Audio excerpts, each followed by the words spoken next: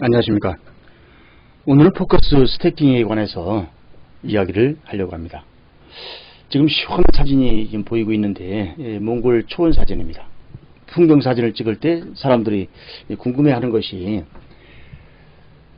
피사체는 어디다 놓고 또 초점은 어디다 맞추는 것이 가장 좋은가, 또 F값은 얼마를 여는 것이 가장 좋은가, 이러한 것이 궁금하죠. 그래서 여기서 처음에 카메라를 들고 다닐 때 이것을 먼저 공부를 하게 되는데, 이 사진을 본다면은 이 사진은 비교적 3분할법에 의해서 이렇게 좀 찍혀져 있는 것 같습니다.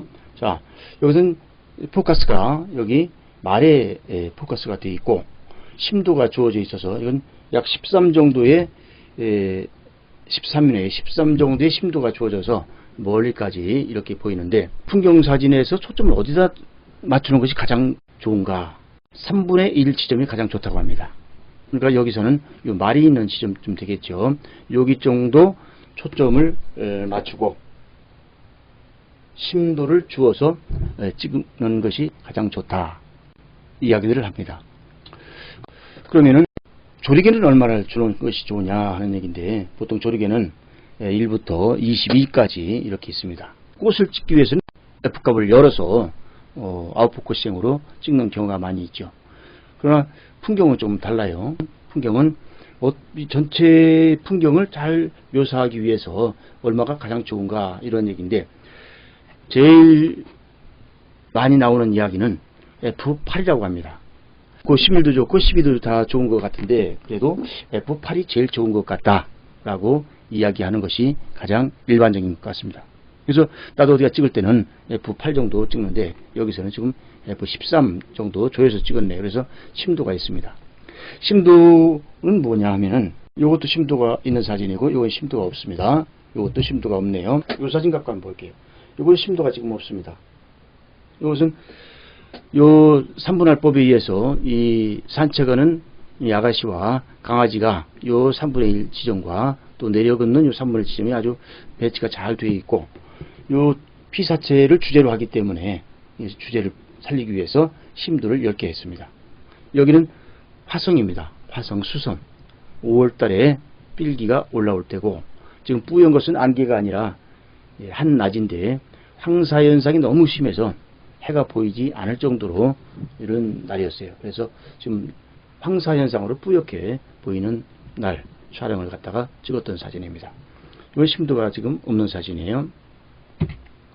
이것도 마찬가지입니다. 상주에 있는 학생수련관 근처에 있는 이 맹문동 밭입니다.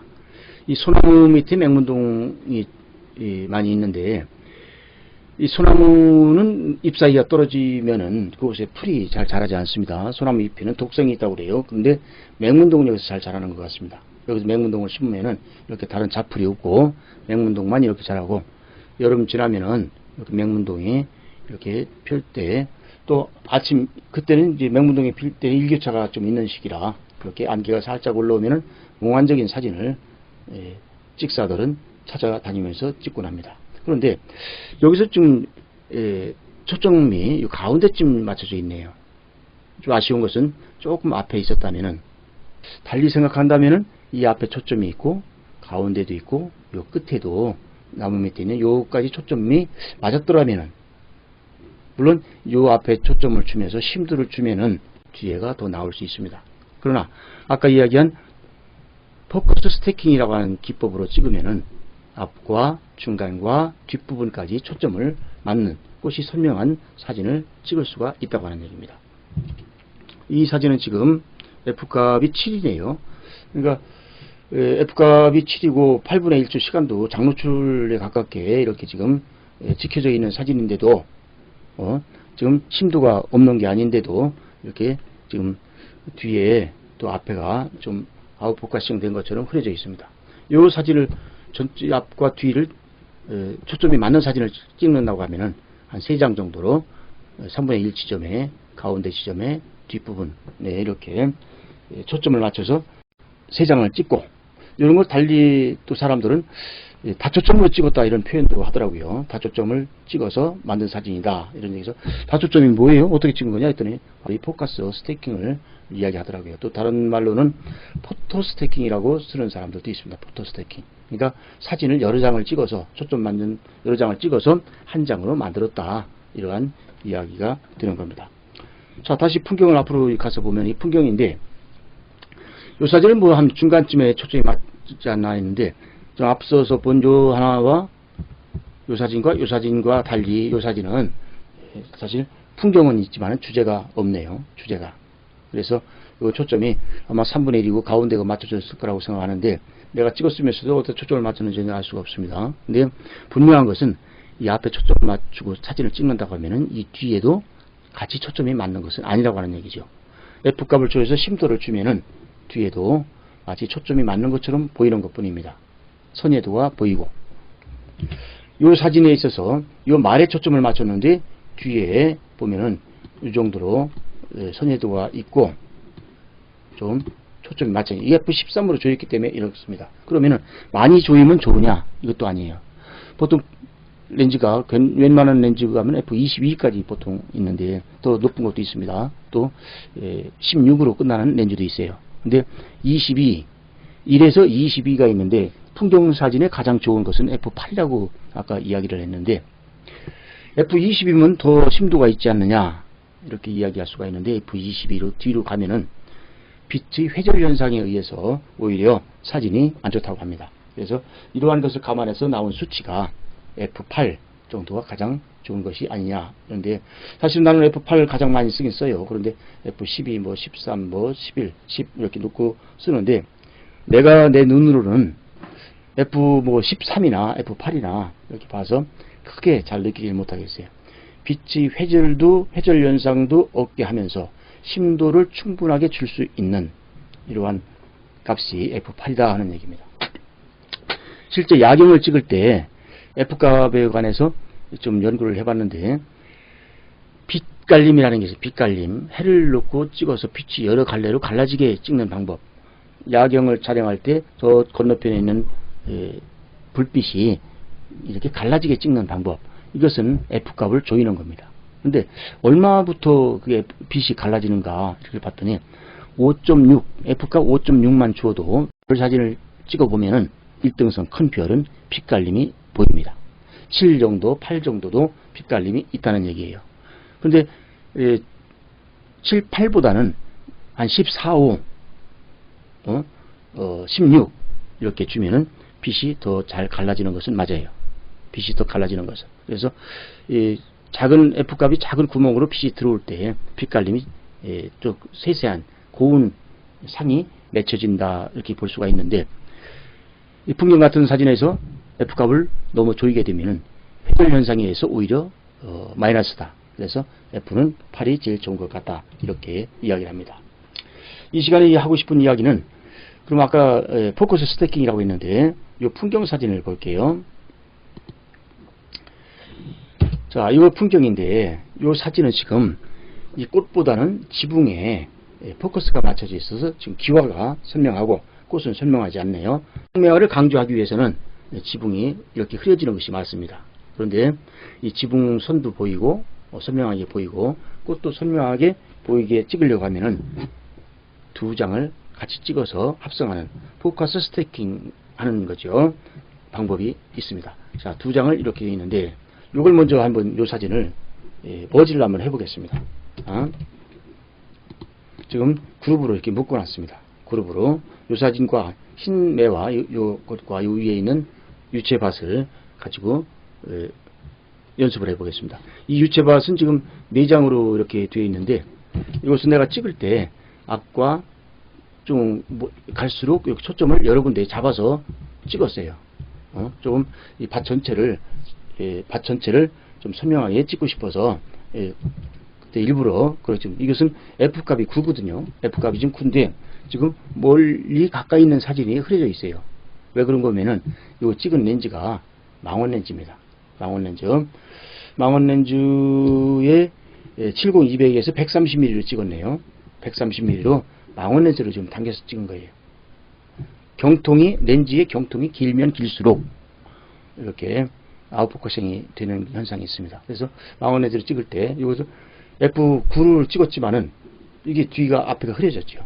그러니까 일반 표준 렌즈로 F8을 놓고 찍으면 풍경이 가장 잘 나온다고 한다면은 망원 렌즈로 풍경을 찍을 때 F8이 과연 괜찮은가, 이것도 조금 생각해 볼 여지가 있습니다. 그래서 이러한 것 때문에 가까이 좀 먼 곳까지 초점을 나누어서 찍은 사진입니다. 먼저 아까 얘기한 대로 이 두 장 사진을 가지고 모질을 해보겠습니다. 자, 이 보고 있는 프로그램은 브릿지입니다. 브릿지에서 레이어로 가져가는 방법은 툴에서 포토샵, 로드 파일 인투 포토샵 레이어에서 한 레이어로 사진을 가져갑니다.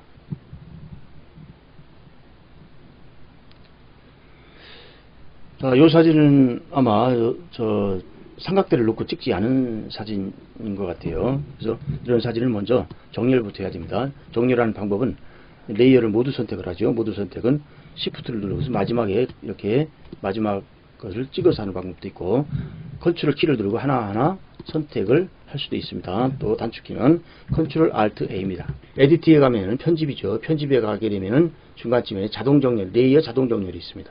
자동 정렬을 해보면은 자동 정렬 창이 뜨고, 제일 뭐 여러 가지 방법이 옵션이 있는데 그냥 오토에 놓습니다. 오토에. 그리고 OK 하게 되면은 이 지붕이나 이러한 것을 기준으로 해서 정렬이 되게 됩니다. 그러다 보면 가장자리 이렇게 여백이 생기기도 합니다. 이것은 나중에 메꿀 수가 있습니다. 이렇게 해서 사진은 두 개, 지금 레이어 두 개가 정렬이 된 상태고, 다시 자동 정렬 밑에 가면은 자동 레이어 혼합이 있습니다. 영문 버전으로는 오토 블렌딩 레이어라고 되어 있네요. 자, 한글 버전에서는 레이어 자동 혼합 이렇게 되어 있을 것 같아요. 선택을 하게 되면 스택 모드, 이 스택 이미지라는 게, 스택 이미지를 한 장으로 만든다 이런 얘기인데, 이 아래 것은 저 체크를 합니다. 이 톤 앤 칼라인데, 톤 칼라의 심리스, 이것을 빠져 있는 부분이 나오게 돼요. 겹쳐 있는 부분, 이것을 정의를 해주는 겁니다. 이것도 요 아래 필인데 채우기죠. 여기처럼 이렇게 빠지는 부분이 있습니다. 이런 것을 채워준다는 게 있습니다. 그래서 반드시 톤 앤 칼라를 체크하고 채우기도 체크를 한 다음에 여기서 OK 하게 되면은 각 레이어에 마스크를 이렇게 씌우게 됩니다. 마스크를 씌우고, 마스크를 씌워서 머지, 여기 가로 안에 지금 머지드라고 되어 있는데, 머지라고 하는 게 한 장을 합친다는 얘기예요. 합친다. 합쳐진 사진을 보여주고 있는 거죠. 여기 보면 점선이 이렇게 있는데, 아까 레이어를 정리하면서 빈 부분이죠. 빈 공간. 자, 이것을 아까 두 개를 체크하는데 한번 왜 체크를 해야 되는지 한번 살펴볼게요. 자, 머지된 사진을 빼니까 가장자리 빈 부분이 있죠. 빈 부분.